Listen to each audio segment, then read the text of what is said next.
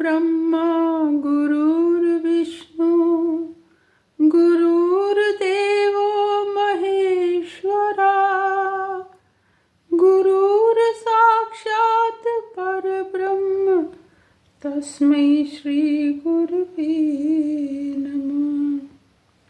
Namaste friends. The 18th chapter and the last chapter of Srimad Bhagavad Gita is named as Moksha Sannyasa Yoga. That is, the yoga or union of liberation through renunciation. This chapter is a brief and practical summary of all the teachings of previous 17 chapters of Bhagavad Gita, and here Sri Krishna gives all the important points which are discussed in previous chapters in short. The first thing that is stressed here is that karma or action is to be performed. No one in this world can remain without performing actions. Here Sri Krishna again says that Nishkam Karma is the best form of performing actions. And here he again distinguishes between sannyasa, renunciation, and tyaga, abandonment. The renunciation of works done with desire is sannyasa, while abandonment of all the fruits of all actions is tyaga. Although both the words mean giving up, but there is a subtle difference. Tyag means non-identification with the fruits of action, while sannyas means the abandonment of the desires and selfish motives that instigate actions. And that is the Nishkam Karma of Bhagavad Gita, which have been explained in second chapter. In other words, we can say that if we perform the actions to please God only, then these actions bear no fruits or they are not binding. Here Sri Krishna also tells that there is some people hold this view that yajna, tap, dan and karma should not be performed. But this is not accepted by Sri Krishna because he says that tap, yajna, dan and karma are purifying if we do perform these yajna etc. without desiring the fruits of action. The doership of ego is also removed by such acts, and one works like the witness or sakshi in this world. Besides these obligatory duties, niyat karma, are divinely ordained duties such as looking after the body, nurturing the mind, and doing selflessly works for the welfare of family, neighbors, and society. And these works, because these are done without desire for any fruit, they are sattvic and do not bind. And the duty allotted to us in this life is swadharma, our own dharma, and that should be performed by us. The division into 4 varnas or castes, that is Brahman, Kshatriya, Vaishya and Shudra, was done according to their respective gunas or qualities born of their nature. No one in this world is free from these 3 gunas, and due to the past actions done, in previous births. In whatever caste or varn we are born, we should perform our swadharma, and we can get liberation if we perform swadharma without desiring the fruits, without ego, without rag or dvesh, that is attachment or aversion. And by the use of free will, one can rise above these three gunas and one can counter the influence of prarabdha karmas. Then Sri Krishna further says that there are 5 causes or bases for the performance of all actions.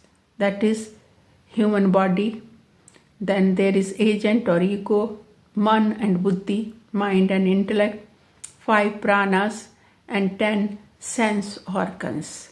But Jnani or wise know that actually these causes are motivated by the power or energy of Supreme Soul. And there are threefold stimulus to actions. These are Jnata, knower, Jnana, knowledge, and Gaya, object to be known. These 3 are also direct source of all the actions.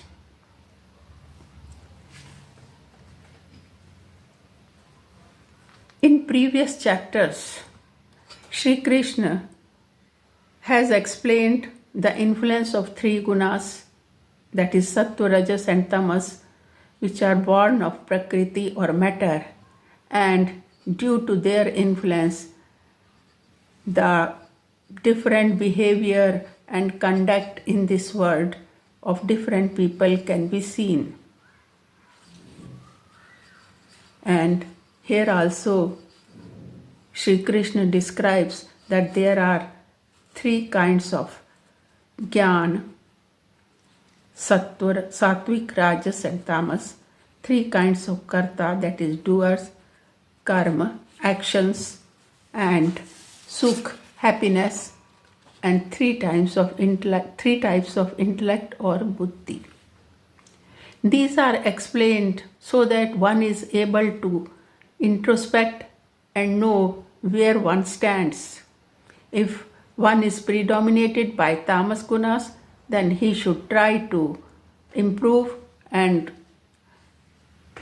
perform those actions which increase rajogun. And if one is rajas, then one should do such actions which can promote sattva gun in the person. These are explained not to judge others but to judge ourselves. Although the influence of jnana, that is delusion, and 3 gunas is extremely powerful, but by performing actions and by remaining in divine awareness, our actions become worship and not binding. Shri Krishna has already spoken to Arjun about Karma Yoga, Jnana Yoga, Bhakti Yoga in the previous chapters, and now in the 18th chapter he asks Arjun to decide what path he wants to follow. Karma, Jnana and Buddhi, these 3 paths are for discipline, body, mind and intellect. And Jnana and Bhakti, devotion and knowledge, are just like 2 wings on which a bird flies.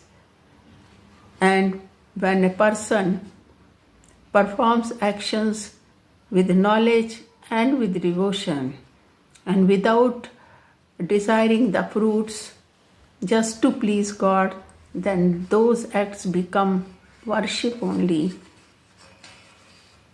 And Shri Krishna here concludes by giving the ultimate path by saying that forsaking all lesser dharmas, take shelter in him.